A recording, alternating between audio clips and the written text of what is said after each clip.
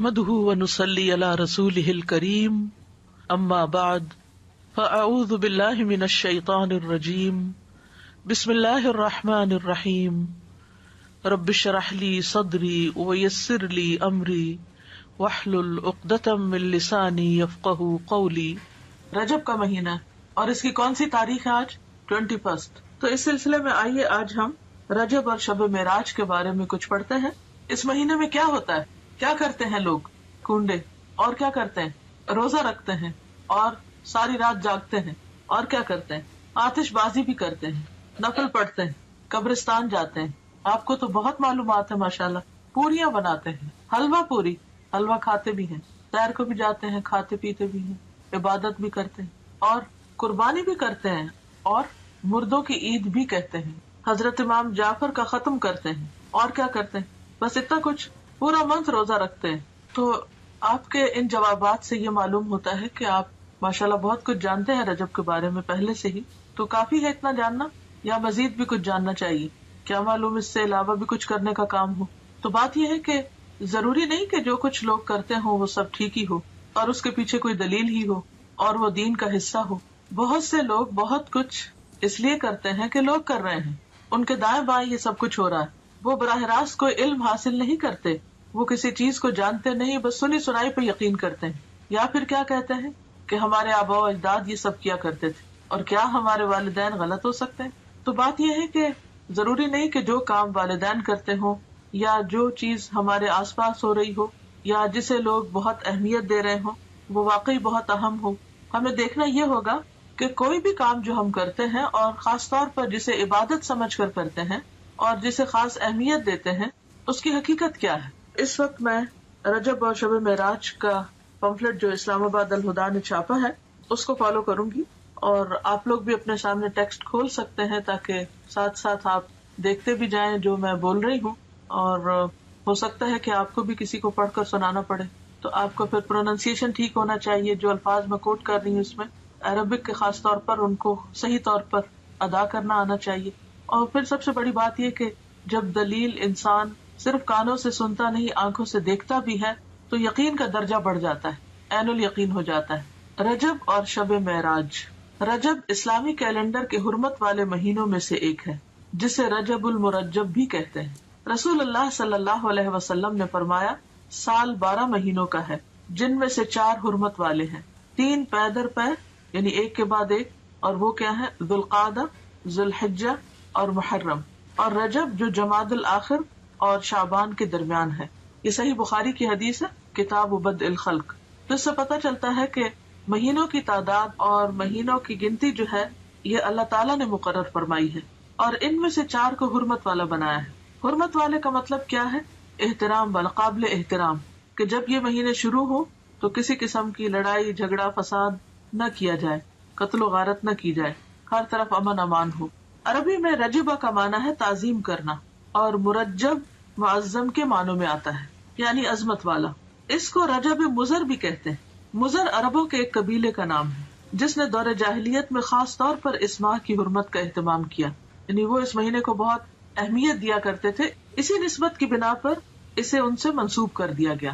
اسلام سے قبل دور جاہلیت میں قتل و غارت عربوں کا مشغلہ تھا، لیکن جو ہی حرمت والے مہینے آتے تو ہتھیار اتار دیتے، یعنی لڑنا جھگڑنا بند کر دیتے۔ لہٰذا رجب کے بارے میں قبل از اسلام جاہلی عرب کہا کرتے تھے رجب منسل الاسنہ، رجب وہ ہے جو تیز ہتھیاروں کو اتار دے، یعنی جس میں لڑائی جھگڑا بند ہو جائے، ختم ہو جائے، یعنی اس کی تعظیم اور احترام لازم ہے۔ بہقی کی روایت میں آتا ہے کہ جاہلی لوگ ان مہینوں کا احترام کرتے، خصوصاً رجب کا، اور اس میں جنگ نہ کرتے اور بتوں کے نام پر جانوروں کی قربانی کرتے۔ یعنی صرف یہ نہیں تھا کہ وہ جنگ نہیں کرتے تھے بلکہ اس کے ساتھ ساتھ وہ بتوں کے نام پر قربانی بھی کرتے، گویا انہوں نے اس مہینے کو عبادت کا مہینہ قرار دیا۔ تاہم گزرتے ہوئے وقت کے ساتھ اس ماہ میں عبادت کے مندرجہ ذیل طریقے رواج پا گئے، یعنی اور طریقے بھی آ گئے، صرف قربانی نہیں بلکہ کچھ اور چیزیں بھی شامل کر لی۔ تو بالکل ایسے ہی ہوتا ہے نا کہ جب ہم کھانا کھانے لگتے ہیں تو ایک مین میل ہوتا ہے اور اس کے ساتھ طرح طرح کی چٹپٹی چیزیں اور بھی لوازمات ہم شامل کر لیتے ہیں۔ تو اسی طرح جب ایک بدعت شروع ہوتی ہے تو پھر وہ ایک تک نہیں رکتی بلکہ اس کے ساتھ ساتھ اور بھی بہت سے کام شروع ہو جاتے ہیں، کیونکہ اللہ کی طرف سے جو دین آتا ہے بندے کے لیے اس پر تو بندہ مطمئن ہو جاتا ہے، وہ تھوڑا بھی کافی ہو جاتا ہے. لیکن جب انسان خود سے کوئی دین ایجاد کرنے لگتا ہے اور پھر ہر شخص دین کو اپنے ہاتھ میں لے لیتا ہے تو پھر اس کی کوئی حد نہیں ہوتی، آپ کہیں پر سٹاپ نہیں لگا سکتے. نبی صلی اللہ علیہ وسلم سے پہلے حضرت ابراہیم علیہ السلام نے جو قربانی کی تھی وہ رجب کے مہینے میں نہیں تھی، اور نہ ہی یہ ان کی سنت تھی. یہ عربوں نے خود سے ایک اختراع کی تھی اور اس کے علاوہ بھی کچھ کام کرتے. اور پھر نہ صرف یہ کہ دور جاہلیت میں بلکہ دور اسلام کے بعد بھی جب دین کی تعلیمات آہستہ آہستہ لوگوں کے اندر سے کم ہونا شروع ہوئی اور بہت سی بدعات نے رواج پا لیا، تو پھر مسلمان ہوتے ہوئے بھی لوگ اس مہینے کو بہت معزز اور محترم قرار دیتے اور اس میں عبادت کے خود ساختہ طریقے انہوں نے رائج کر دیے جو کہ اصل سنت سے ثابت نہیں. وہ کیا تھے طریقے؟ پہلی چیز تو قربانی کا اہتمام. اس ماہ میں کچھ لوگ قربانی کرتے ہیں جو کہ دور جاہلیت کی رسم ہے. جاہلی عرب العتیرہ کے نام پر اس مہینے میں بکری کی قربانی کیا کرتے تھے، یعنی اونٹ نہیں، بھیڑ نہیں، گائے نہیں، بلکہ بکری. اور ذبح کی گئی بکری کی کھال کسی درخت پر ڈال دیتے تھے. اسے رجبیتن، رجب والی قربانی کہا جاتا، یعنی جس بکری کی کھال درخت پہ لٹکی ہوتی تو اس سے لوگوں کو کیا پتا چلتا کہ یہ رجب والی قربانی ہے، یعنی مزید اہتمام کر لیا. ایک تھے کہ قربانی کی، پھر یہ کہ قربانی بکری کی، پھر یہ کہ اس کی کھال درخت پر. اب ان باتوں کا دین سے کیا تعلق ہے؟ یہ تو انسانوں کو مشکل میں ڈالنے والی بات ہے. بخاری اور مسلم کی روایت میں ابو ہریرہ رضی اللہ عنہ رسول اللہ صلی اللہ علیہ وسلم سے روایت کرتے ہیں، لا فرع ولا عتیرہ، فرع اور عتیرہ کچھ نہیں. اونٹنی کا پہلا بچہ جو بتوں کے نام پر ذبح کیا جاتا فرع کہلاتا. یعنی عربوں میں صرف عتیرہ نہیں تھی، فرع بھی تھا، اور اس کے علاوہ بھی بحیرہ اور صاحبہ اور حام اور وسیلہ جن کا تذکرہ آپ قرآن مجید میں پڑھتے ہیں. یہ مختلف طریقے تھے ان کے ہاں بتوں کے نام پر قربان کرنے کے، اور ان سب جاہلی عربوں کے خود ساختہ طریقے تھے. یہ ان کی اپنی اختراعات اور بدعات تھی جو انہوں نے دین کے نام پر، ثواب کے نام پر اور مختلف فائدوں کے خاطر ایجاد کر لیے تھے. یہ ابراہیم علیہ السلام کی سنت نہ تھے. خصوصی نماز کا اہتمام. بعض لوگ اس ماہ میں خصوصی نماز صلاۃ الرغائب پڑھتے ہیں. رجب کے پہلے جمعہ کی رات کو 12 رکعات 6 سلام سے پڑھی جاتی، جس میں سورت اخلاص کے بعد ہر رکعت میں 3 مرتبہ سورت القدر پڑھی جاتی. یہ بدعت 4 صدی میں شروع ہوئی جس کی کوئی اصلیت نہیں. امام ابن تیمیہ لکھتے ہیں کہ تمام علماء نے اجماع کے ساتھ اس نماز کو موضوع یعنی من گھڑت قرار دیا ہے، یعنی اس کی کوئی اصل نہیں ہے دین میں. دین تو مکمل ہو چکا ہے. نبی صلی اللہ علیہ وسلم ہر روز تہجد کی نماز پڑھا کرتے تھے، اور اس میں کبھی بھی یہ نہیں ملتا کہ آپ نے کوئی مخصوص سورت ہی پڑھی ہو اور پھر اس میں یہ کہ ہر رکعت میں وہ سورت 3 بار پڑھی ہو. جیسے یہاں پر انہوں نے سورت اخلاص اور اس کے بعد ہر رکعت میں 3 مرتبہ سورت القدر پڑھنے کا لکھا ہے، اور کئی لوگ بڑی پابندی کے ساتھ اس کو پڑھتے بھی ہیں. اور پھر اس کے ساتھ بہت سی من گھڑت قسم کی فضیلتیں اور فائدے بھی منسوب کر دیے گئے ہیں. تو اسلام میں اس کی کوئی حقیقت نہیں، نہ قرآن میں اس نماز کا ذکر ہے، نہ نبی صلی اللہ علیہ وسلم نے اس نماز کی تاکید کی ہے یا تلقین، اور نہ ہی اس کا وجود ہے کسی بھی حدیث یا فقہ کی کتاب میں. یہ سراسر لوگوں نے خود گھڑ لی. عبادت کا صرف وہی طریقہ پسندیدہ ہے، عبادت وہی قابل قبول ہے جو اللہ اور اس کے رسول کی اتھارٹی کے ساتھ ہو، ان کے حکم کے مطابق ہو. خود سے عبادت کے طریقے ایجاد کرنا اللہ کی اتھارٹی میں یا اللہ کے حکم میں دخل دینا، اور یہ انتہائی غلط چیز ہے کہ جس کام کے لیے ہم انٹائٹلڈ ہی نہیں، جو ہمارا کام ہی نہیں، اس میں انٹرفیئرنس کیسی؟ عبادت کے طریقے بتانا صرف معبود کا کام ہے، عابد کا کام نہیں. عابد بندہ غلام تو صرف پیروی کرے گا، اطاعت اور فرما برداری کرے گا، وہ خود سے وہ قانون نہیں بنائے گا. تو اس چیز کی کسی کو بھی اجازت نہیں.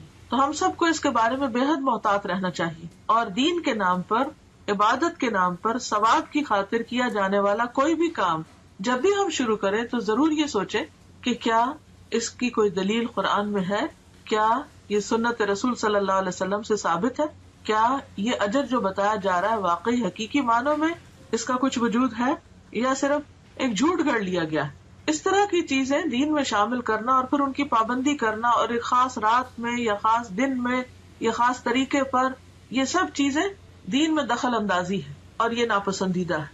آپ سوچئے کہ اگر آپ مثلاً کہیں پر کوئی قانون بنا رہے ہیں یا پالیسیز بنا رہے ہیں یا کسی بھی قسم کا کوئی ڈسپلن قائم کر رہے ہیں، اور ایک وہ شخص جس کا اس سے کوئی تعلق نہیں معاملے سے، وہ بیچ میں آ کر اپنی ایک کلاس ڈال دے، اپنی طرف سے کوئی چیز لوگوں کو اس کی پابندی کروانا شروع کر دے، تو یہ جرم ہوگا، ایک یہ دوسرے کی ٹیریٹری میں مداخلت ہوگی کہ آپ کو جس کام پہ اپوائنٹ نہیں کیا گیا. یا پھر یہ کہ مثلا اگر کسی کو کسی خاص قانون کی پابندی کروانے کے لیے کہا گیا اور وہ اس قانون کے ساتھ کچھ اور قانون اپنی طرف سے بھی شامل کر دے جس کی اس کو اجازت نہ ہو، اس کے پاس کوئی اتھارٹی نہ ہو، کوئی سند نہ ہو، تو یہ طریقہ انتہائی معیوب ہے.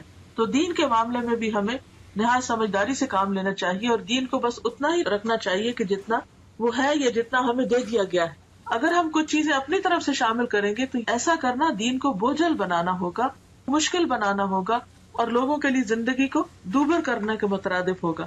اور یہ انتہائی ناپسندیدہ بات ہے، کیونکہ ہمارے لیے اتنا ہی دین کافی ہے جتنا ہمیں اللہ اور اس کے رسول صلی اللہ علیہ وسلم نے دے دیا. اس کی پابندی بھی ہم پہ بڑی بھاری ہوتی ہے، کہاں یہ کہ ہم ایکسٹرا چیزیں شروع کر دیں. پھر عمرہ کا اہتمام. لوگ اس ماہ میں خصوصی طور پر عمرہ کا اہتمام بھی کرتے ہیں، جبکہ قرآن اور حدیث سے اس بات کا کوئی ثبوت نہیں ملتا کہ آپ صلی اللہ علیہ وسلم نے اس ماہ میں عمرہ ادا کیا ہو. بلکہ حضرت عائشہ رضی اللہ تعالی عنہا نے ایک موقع پر اس کی تردید بھی کی ہے. عروہ بن زبیر سے روایت ہے کہ میں نے عائشہ رضی اللہ تعالی عنہا سے اس کے بارے میں پوچھا تو فرمایا ما اعتمر رسول اللہ صلی اللہ علیہ وسلم فی رجب قط. صحیح بخاری. رسول اللہ صلی اللہ علیہ وسلم نے رجب میں کبھی بھی عمرہ ادا نہ فرمایا. تو اس لیے اگر کوئی ویسے اپنے عمرہ ٹرپ پہ جا رہا ہے تو ضرور جائے، نیکی کا کام ہے، لیکن خاص طور پر رجب کے مہینے کو مخصوص کرنا اور پھر سال بھر انتظار کرنا کہ رجب آئے گا تو ہم پھر عمرہ کرنے جائیں گے، یہ غلط بات ہوگی. یا یہ سوچ کر کہ یہ نبی صلی اللہ علیہ وسلم کی سنت کی پیروی ہے تو یہ بھی غلط ہوگا. یعنی رجب میں عمرہ کرنا منع نہیں، لیکن یہ سوچ کے کرنا کہ اس میں اجر زیادہ ہے یا یہ نبی صلی اللہ علیہ وسلم کا طریقہ ہے تو یہ بات غلط ہوگی، ناپسندیدہ ہوگی. تو اس سے بچنا چاہیے. پھر وہ عمرہ نہیں رہے گا، بدعت کا ایک کام ہو جائے گا جس پر انسان کی پوچھ ہو سکتی، کیونکہ حدیث میں صاف طور پر آتا ہے نا کہ کل محدثۃ بدعہ، ہر نئی ایجاد کی ہوئی چیز بدعت ہوتی، وکل بدعۃ ضلالہ، اور ہر بدعت گمراہی ہے، وکل ضلالۃ فی النار، اور ہر گمراہی آگ کی طرف لے جاتی. یعنی جس چیز کو اللہ نے ہمارے لیے مقرر نہیں کیا اور جس پر کوئی ثواب نہیں بتایا، اس پر کسی انسان کو یہ حق نہیں کہ وہ لوگوں کو ثواب بتا کر اس پر پابند کرے. پھر روزوں کا اہتمام. بعض لوگ اس ماہ میں خصوصی روزوں کا اہتمام کرتے ہیں. صحیح روایات سے پتہ چلتا ہے کہ آپ نے کبھی مسلسل 3 ماہ رجب، شعبان اور رمضان روزے نہ رکھے اور نہ اس کی تاکید کی. شعبان اور رمضان کا تو ملتا لیکن رجب کو آپ نے ساتھ نہیں ملایا. بعض لوگ 27 رجب کا روزہ رکھتے ہیں اور اس روزے کو عام دنوں کے روزوں سے افضل سمجھتے ہیں، یعنی خاص طور پر 27 تاریخ کے روزے کا اہتمام، یہ بھی درست نہیں. متعدد احادیث سے نبی کریم صلی اللہ علیہ وسلم کا مخصوص دنوں یا تاریخوں میں نفلی روزوں کا اہتمام کرنا ثابت ہے. یعنی ایسا نہیں کہ کوئی دن اور مقرر نہیں، اور دن ہے مقرر، لیکن وہ آپ صلی اللہ علیہ وسلم نے خود کیے ہیں. آپ کے بعد کسی اور کو اجازت نہیں کہ وہ لوگوں کے لیے دن مخصوص کر دے کہ اس دن لازمی روزہ رکھنا ہوگا اور اس کا ثواب زیادہ ہوگا. متعدد احادیث سے نبی کریم صلی اللہ علیہ وسلم کا مخصوص دنوں یا تاریخوں میں نفلی روزوں کا اہتمام کرنا ثابت ہے، جیسا کہ ایام 20 میں ہر قمری مہینے کی 13، 14، 15 تاریخ. 20 ان کو اس لیے کہتے ہیں کہ یہ چاند کی وہ راتیں ہوتی ہیں جس میں ہر طرف چاندنی پھیلی بھی ہوتی ہے اور ہر چیز سفید نظر آتی ہے ایک طرح سے، تو 20 جو ہے ابیت سے. یا ہر سوموار اور جمعرات کو، یہ بھی مسنون ہے کیونکہ آپ نے اس کا اہتمام کیا.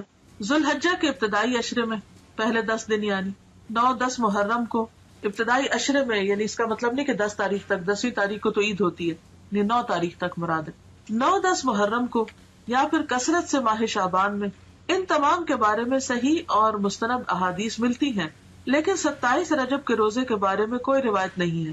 لہٰذا اگر کوئی خصوصی طور پر اس دن کا روزہ رکھتا ہو تو اس کا روزہ تو ہو سکتا ہے، مگر یہ عمل مسنون نہیں ہوگا بلکہ بدعت شمار ہوگا.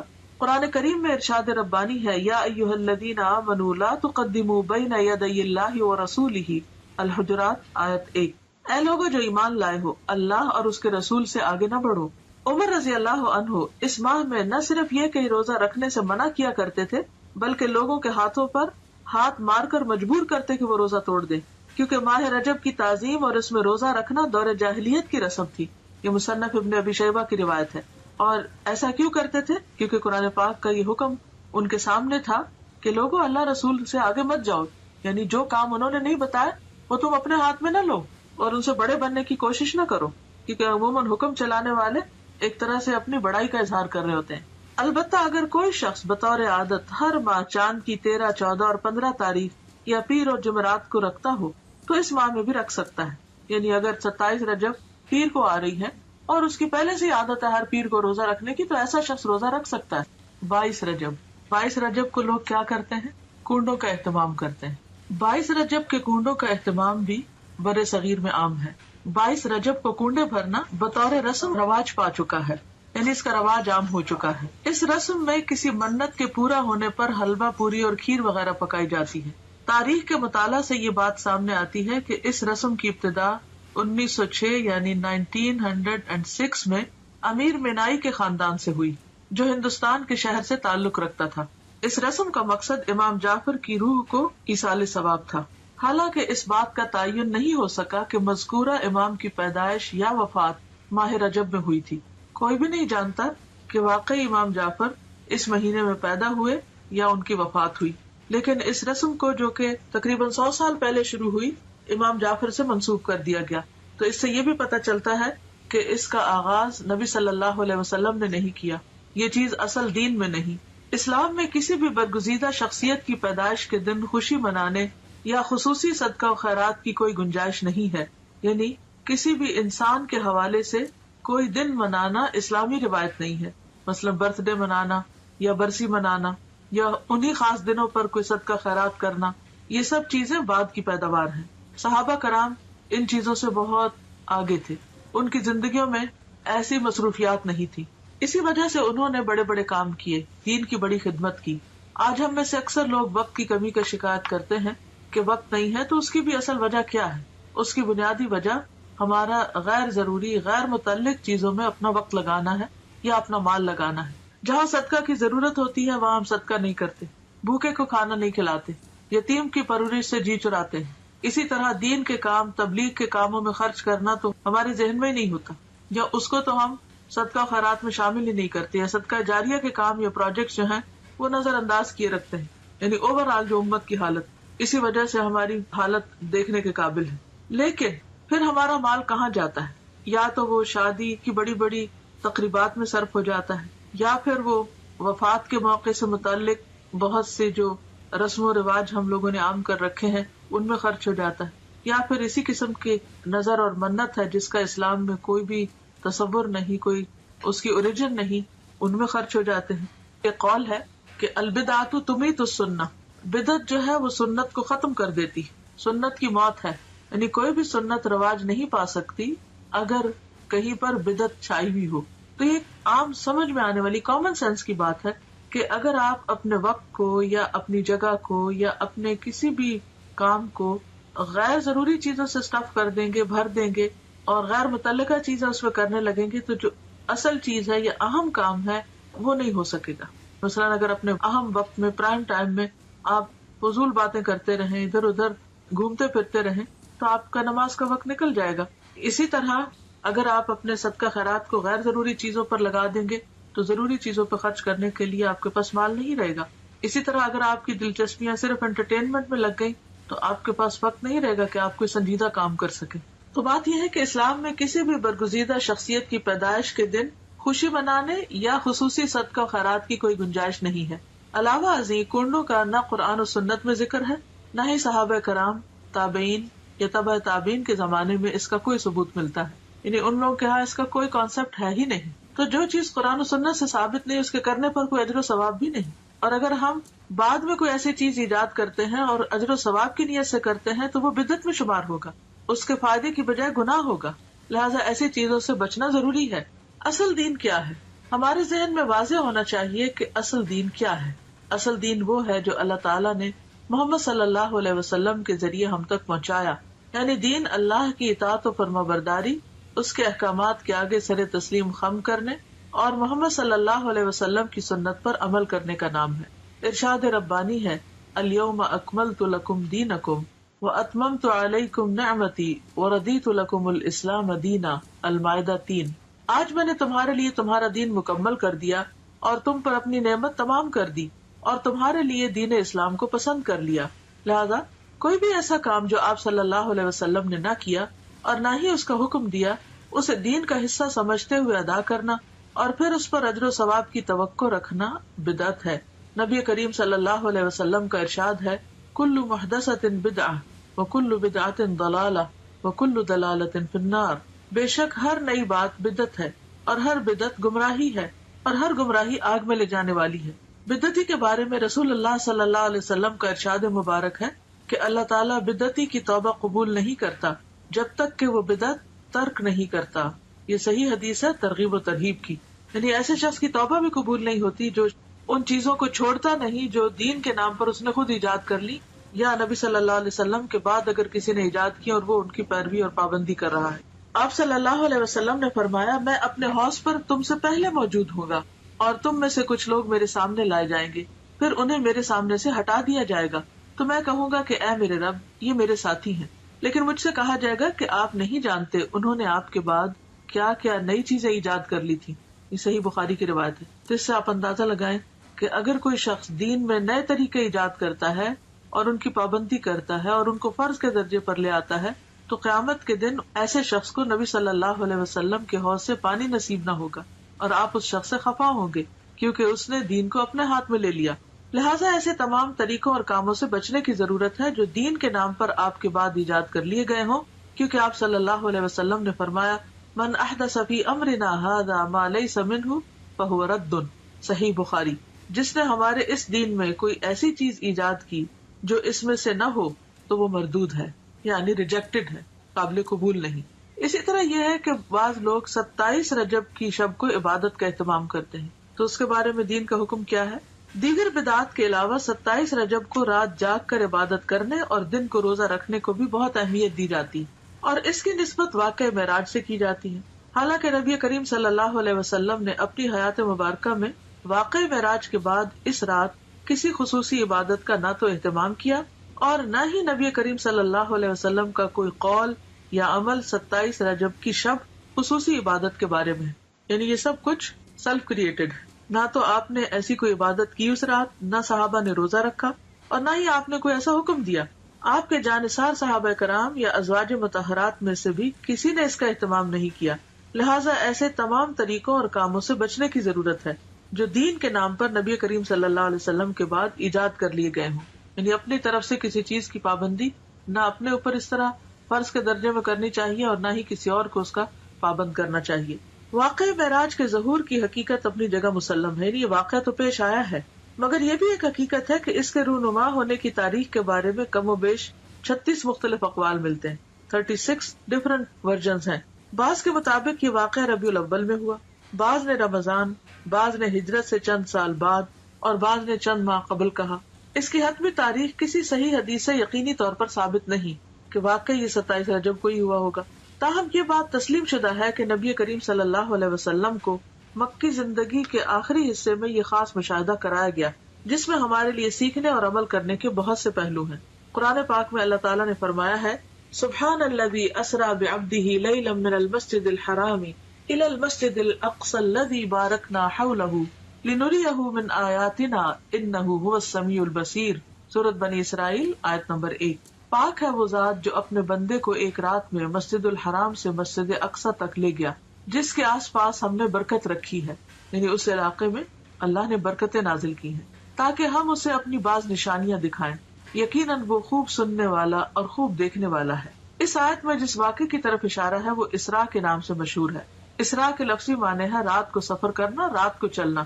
یہ وہی سفر ہے جس میں نبی کریم صلی اللہ علیہ وسلم کو جسم اور روح سمیت مسجد الحرام یعنی مکہ سے مسجد اقصی فلسطین تک معجزاتی طور پر لے جایا گیا یعنی براق پر. فرشتوں کی ہمنشینی کا یہ سفر اس زمانے کے حالات، اسباب سفر اور فاصلے کی طوالت کی وجہ سے انسانی عقل اور سمجھ سے بالاتر ہے. یعنی انسان نہیں سمجھ سکتا کہ ایک رات میں آپ اتنی تیزی سے وہ سفر کیسے کیے اور کس طرح آپ واپس بھی آ گئے. لیکن جیسا کہ اس آیت میں واضح کیا گیا ہے کہ پاک ہے وہ ذات یعنی اللہ جو اپنے بندے کو لے گیا. یعنی اللہ تعالیٰ کے لیے کچھ بھی مشکل نہیں. جن چیزوں کو ہم ناممکن سمجھتے ہیں وہ اللہ کے ہاں ناممکن نہیں.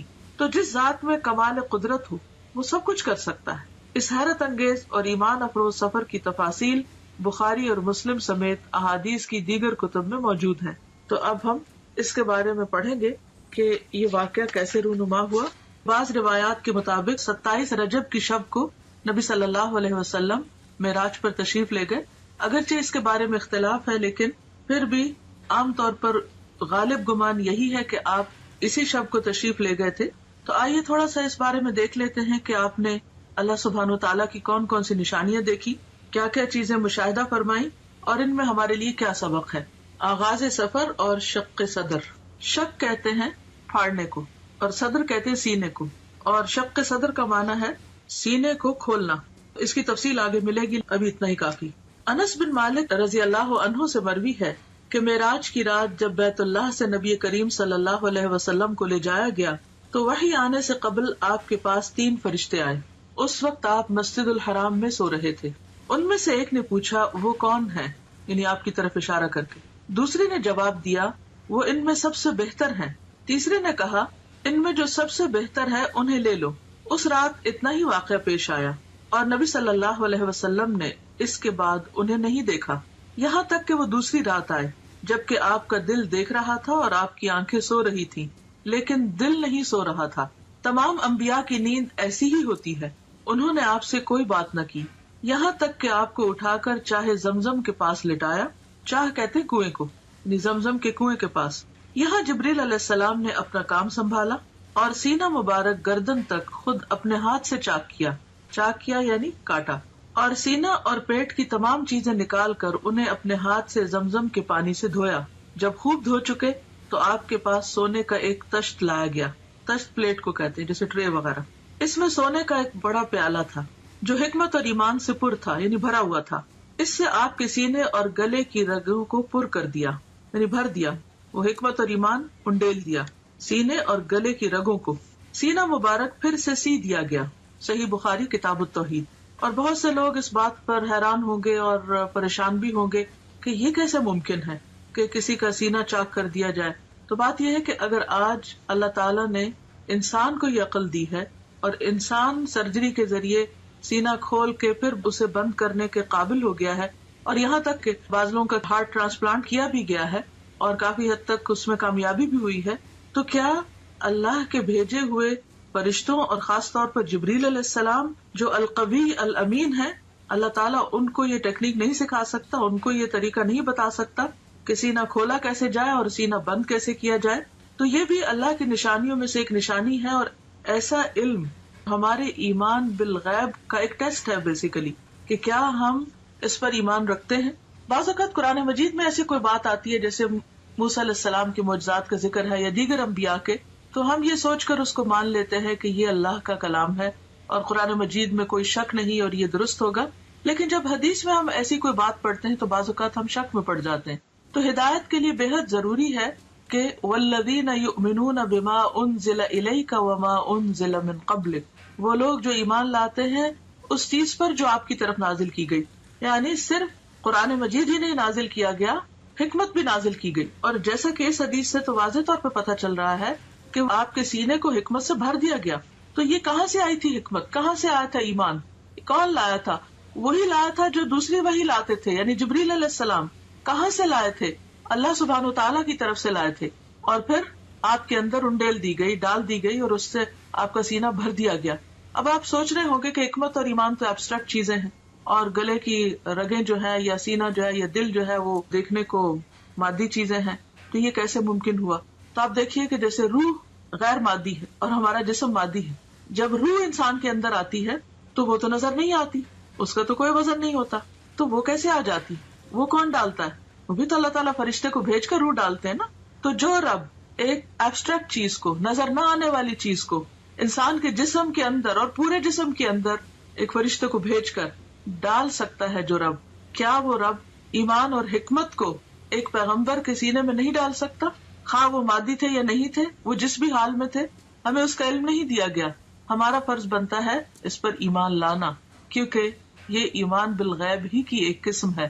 تو یہ سفر کا آغاز تھا، یعنی آپ نے ابتدا میں کچھ نشانیاں دیکھی اور ان کو محسوس کیا، اور خواب میں آپ کو چیزیں دکھائی گئی. اس کے بعد پھر کیا ہوا؟ مسجد الحرام سے مسجد اقصیٰ تک اسراء کا واقعہ، اور اسراء عربی میں کہتے ہیں رات کے وقت سفر کرنے کو. اس کے بعد آپ کے پاس شراب، دودھ اور شہد کے برتن لائے گئے. آپ نے دودھ پسند فرمایا. جبریل علیہ السلام نے کہا آپ نے فطرت پائی، آپ کو ہدایت نصیب ہوئی، اور آپ کی امت کو بھی. یہ مسند احمد کی روایت کا حوالہ ہے. حوالہ جہاں لکھا ہوتا ہے اس کا معنی ہوتا ہے کہ بات پوری کی پوری نہیں لکھی گئی بلکہ اس میں کچھ اختصار کے ساتھ روایت کی گئی ہے، یعنی اس انفارمیشن کا سورس مسند احمد ہے۔ یہاں پر آپ دیکھیے کہ آپ صلی اللہ علیہ وسلم براق پر سفر کرتے ہیں، انبیاء کی امامت کرتے ہیں، اور پھر اس کے بعد آپ کی مہمانی کی جاتی اور 3 چیزیں پیش کی جاتی، اور تینوں میں سے آپ دودھ کو پسند کرتے ہیں۔ تو اس سے یہ پتہ چلتا ہے کہ انسان کے کھانے پینے کی جو چوائس ہوتی ہے وہ اس کی شخصیت کی عکاس ہوتی ہے۔ اب دنیا میں بھی اگر کوئی شراب کو پسند کرتا ہے تو اس کا مطلب یہ ہے کہ اس کی ایک خاص قسم کی پرسنالٹی، دودھ کو پسند کرنے والے شہد کو پسند کرنا، تو ہر انسان اپنے اپنے مزاج کے مطابق چیزوں کا انتخاب کرتا ہے، اور پھر بعض لوگوں کا انتخاب صرف ان کی اپنی ذات تک نہیں، ان کے خاندان اور پھر خاندان سے آگے بھی لوگوں کو متاثر کرتا ہے۔ تو خاص طور پر جو لوگ دین کا کام کرنے والے ہیں ان کے لیے بے حد ضروری ہے کہ وہ انبیاء کی سنت کو فالو کریں اپنے کھانے پینے کی چوائس میں بھی۔ مسجد اقصی سے آسمانوں کی طرف معراج کا لفظ جو ہے یہ عین را جیم سے ہے، عروج اسی سے ہے جس کا معنی ہوتا ہے بلندی، اور معراج عربی میں سیڑھی کو کہتے ہیں۔ مسجد اقصی سے آپ کو عالم بالا میں لے جایا گیا۔ معراج عربی میں سیڑھی کو کہتے ہیں جو اوپر چڑھنے کے لیے استعمال ہوتی ہے۔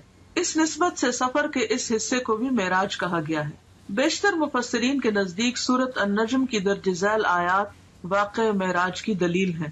سورۃ النجم آیت 13 to 18 یعنی 13 سے 18 تک، وَلَقَدْ رَآهُ نَزْلَةً أُخْرَى عِنْدَ سِدْرَةِ الْمُنْتَهَى عِنْدَهَا جَنَّةُ الْمَأْوَى إِذْ يَغْشَى السِّدْرَةَ مَا يَغْشَى مَا زَاغَ الْبَصَرُ وَمَا طَغَى لَقَدْ رَأَى مِنْ آيَاتِ رَبِّهِ الْكُبْرَى۔ اور ایک مرتبہ پھر اس نے سدرۃ المنتہا کے پاس اس کو اترتے دیکھا۔ کس نے کس کو دیکھا؟ محمد صلی اللہ علیہ وسلم نے جبریل علیہ السلام کو دیکھا۔ اس کا مطلب یہ کہ آپ سدرۃ المنتہا تک تشریف لے گئے، جہاں پاس ہی جنت المأوا ہے۔ سدرہ کہتے ہیں بیری کے درخت کو۔ اس وقت سدرہ پر چھا رہا تھا جو کچھ چھا رہا تھا، یعنی نور وغیرہ۔ اس کی وضاحت یہاں نہیں کی گئی لیکن مراد یہی ہے۔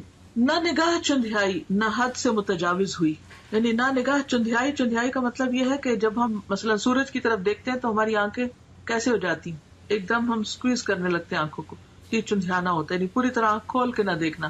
تو نہ نگاہ چندھیائی نہ حد سے متجاوز ہوئی، یعنی جہاں تک دیکھنے کا حکم تھا وہی تک ٹھہری رہی، اس سے آگے نہیں گئی۔ اور اس نے یعنی محمد صلی اللہ علیہ وسلم نے اپنے رب کی بڑی بڑی نشانیاں دیکھی۔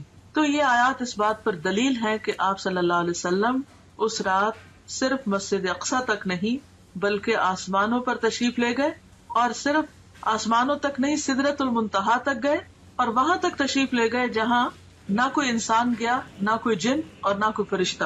مندرجہ بالا آیات میں نبی کریم صلی اللہ علیہ وسلم کے آسمانوں کی طرف جانے اور سدرۃ المنتہا اور اس کے آس پاس کی چیزوں کو دیکھنے کا ثبوت ملتا ہے۔ سفر آسمان، مسجد اقصی میں تمام انبیاء کی امامت کے بعد سواری کے لیے براق پیش کیا گیا۔ آپ دوبارہ اس پر سوار ہو کر پہلے آسمان تک گئے۔ جبریل علیہ السلام نے آسمان کا دروازہ کھلوایا، فرشتوں کی طرف سے پوچھا گیا کون ہے؟ جبریل علیہ السلام نے فرمایا میں جبریل ہوں۔ پوچھا گیا ساتھ کون ہے؟ بتایا گیا محمد صلی اللہ علیہ وسلم ہے۔ پوچھا گیا ان کو پیغام الہی دے کر بھیجا گیا ہے؟ جبریل علیہ السلام نے کہا ہاں۔ تب اندر والے فرشتے نے سن کر کہا مرحبا، آپ بہت اچھے آئے۔ آپ فرماتے ہیں میں وہاں پہنچا تو آدم موجود تھے علیہ السلام۔ اس سے کیا بات پتہ چلتی کہ کسی کے گھر میں داخل ہونے سے پہلے، کسی کے خاص علاقے میں داخل ہونے سے پہلے دروازہ کھٹکھٹانا، اپنا نام بتانا، اجازت ملنا اور پھر داخل ہونا، یہ ہے صحیح طریقہ۔ اور اس وقت آپ دیکھیے کہ آسمان کے جو فرشتے ہیں وہ صرف یہ سن کر نہیں دروازہ کھول دیتے کہ جبریل موجود ہے، حالانکہ جبریل علیہ السلام کی قدردانی آسمانوں میں بھی اور زمین پر بھی۔ اس کے باوجود جب وہ کہتے ہیں میں جبریل ہوں تو وہ یہ نہیں کہتے دھڑ سے دروازہ کھول دینے، پوچھتے ہیں کہ ساتھ کون ہے، اور ساتھ کون ہے؟ سب انسانوں میں سے عظیم چنے ہوئے انسان، بتایا گیا محمد صلی اللہ علیہ وسلم۔ اب اتنا کہنے پر بھی دروازہ نہیں کھلتا۔ پوچھتے ہیں کہ کیا ان کو پیغام الہی دے کر بھیجا گیا؟ کیا اللہ تعالیٰ نے بلایا ہے؟ جبریل نے کہا ہاں۔ تب فرشتے سن کر کہا مرحبا۔ اس سے یہ پتہ چلتا ہے کہ فرشتے کس قدر امانت دار ہیں، کس قدر ڈیوٹیفل ہیں، ان کو جو کہا گیا ہے وہی کرتے ہیں۔ یفعلون ما یؤمرون۔ اچھا ہمارا حال کیا ہوتا ہے کہ ہم فوراً ایکسائٹمنٹ میں اپنی حدود سے آگے بڑھ جاتے ہیں۔ اچھا فلاں، بس فلاں کے لیے تو کوئی قید ہی نہیں، کوئی حد ہی نہیں اور کوئی ریسٹرکشن ہی نہیں۔ دنیا میں آپ دیکھیے کہ جو VIP عام طور پر ہوتے ہیں یا مخصوص قسم کے لوگ ہوتے ہیں، بعض اوقات ان کے لیے کوئی قانون نہیں ہوتا اور سمجھتے کہ وہ ہر قانون سے بالا ہے، اور وہ جہاں سے چاہے داخل ہو جائے اور جو چاہے کرے، اور اگر کسی کو روکا جائے تو وہ اس کو انا کا مسئلہ بھی بنا لیتا ہے کہ میری بے عزتی کی گئی ہے. لیکن یہاں پر آپ دیکھیے کہ جبریل علیہ السلام بھی اس قانون کی پابندی کرتے ہیں اور بہت آرام کے ساتھ جواب دیتے ہیں، اور پھر جتنا سوال پوچھا جاتا ہے اتنا ہی جواب دیتے ہیں، اور پھر نبی صلی اللہ علیہ وسلم کا تعارف کراتے ہیں، اور اس کے بعد دروازہ کھلتا ہے. جب دروازہ کھلتا ہے تو آپ صلی اللہ علیہ وسلم آدم علیہ السلام کو دیکھتے ہیں. جبریل نے کہا کہ یہ آپ کے باپ آدم ہیں. اس سے پتہ چلتا ہے کہ گائیڈڈ ٹور تھا اور جبریل علیہ السلام ساتھ ساتھ تعارف کرا رہے تھے. تو ہمارے سیکھنے کی بات یہ بھی ہے کہ ہمارے پاس اگر کوئی گیسٹ آئے یا ہم اس کو کوئی ٹور دلوا رہے ہوں تو اس کی رہنمائی بھی کرنی چاہیے کہ وہ کس سے مل رہا ہے، کہاں جا رہا ہے، کیونکہ ہم زیوم کر لیتے ہیں کہ خود ہی ٹھیک ہے، یا کثر نفسی سے کام لیتے ہیں کہ اچھا اب یہ کیا بتانا، تو یہ جب پوچھیں گے تو ہم بتا دیں گے، اگر نہیں پوچھے تو نہ صحیح. اس میں ضروری حد تک معلومات دی جا رہی ہیں، اور ساتھ یہ بھی بتایا جا رہا ہے کہ انہیں سلام کیجیے. حالانکہ نبی صلی اللہ علیہ وسلم سے بڑھ کر سلام کرنے والا کون تھا؟ تو نبی صلی اللہ علیہ وسلم فرماتے کہ میں نے انہیں سلام کیا تو آپ نے جواب دیا، یعنی آدم علیہ السلام نے، مرحبا فرزند صالح، نبی صالح، اور آپ کی نبوت کا اقرار کیا. یہ صحیح بخاری کی روایت ہے، کتاب التوحید. حالانکہ عمر میں حضور صلی اللہ علیہ وسلم بعد میں آئے، یعنی آپ کے بچوں میں سے، تو بعض اوقات ہم بچوں سے ایکسپیکٹ کرتے ہیں کہ وہ ہمارا ادب کرے اور وہ ہمیں زیادہ اپریشیٹ کرے، لیکن آدم علیہ السلام خود آگے بڑھ کر مرحبا کہتے ہیں اور بہت محبت بھرے کلمات کہتے ہیں، فرزند صالح، نبی صالح، اور پھر آپ کی نبوت کو بھی مانتے ہیں. اس سے ایک بہت اچھی بات پتہ چلتی ہے کہ اگر بچے کبھی والدین سے زیادہ ترقی کر جائیں، مرتبے اور مقام میں، اسٹیٹس میں آگے بڑھ جائیں، تو اس صورت میں اس اسٹیٹس کو اکنالج کرنا، اولاد کو اپریشیٹ کرنا، ان کو ان کا مقام دینا، یہ بھی پیغمبرانہ اخلاق میں سے ہے. اور اس میں آپ دیکھیں کہ وہ انہیں صالح کہہ کے پکارتے، یعنی نیک. یہ کوئی خوشامد نہیں تھی یا کوئی جھوٹی تعریف نہیں تھی. اگر کسی کے اندر کوئی خوبی ہے تو اس خوبی کا ذکر کر دینا اخلاص کے ساتھ، اچھے آسن انداز میں، دوسرے کو اچھے لقب سے پکارنا، یہ بھی ایک بہترین اخلاق ہے. بعض اوقات جب کوئی چھوٹا ہوتا ہے نا عمر میں ہم سے، تو خواہ مرتبے میں بڑا بھی ہو تو ہم صرف نام لے لے کے پکارتے ہیں، یہ ظاہر کرنے کے لیے کہ ہم عمر میں بڑے ہیں یا ہم کسی بھی اعتبار سے بڑے ہیں، اور یہ تو چھوٹا ہے، اگر اس کے اندر کوئی خوبی ہے بھی تو بھی اس کو اکنالج نہیں کرتے.